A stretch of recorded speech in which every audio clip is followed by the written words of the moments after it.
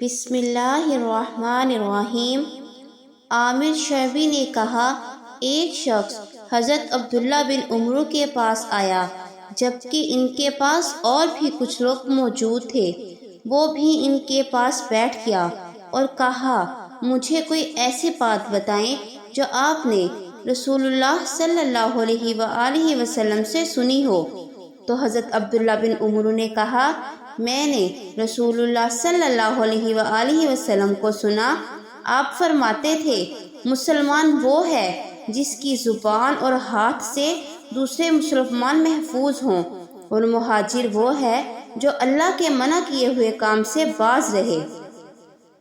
حضرت ابو سعید خدری رضی اللہ تعالیٰ عنہ بیان کرتے ہیں کہ نبی کریم صلی اللہ علیہ وآلہ وسلم سے سوال کیا گیا کہ مومنوں میں سے کون سا آدمی کامل ایمان والا ہے؟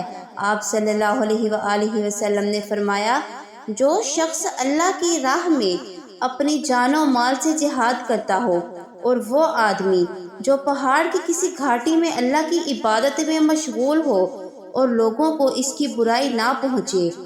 حضرت معاذ بن جبل رضی اللہ تعالیٰ عنہ سے روایت ہے کہ رسول اللہ صلی اللہ علیہ وآلہ وسلم نے فرمایا، جس کا آخری کلام لا الہ الا اللہ ہوگا وہ جنت میں داخل ہوگا۔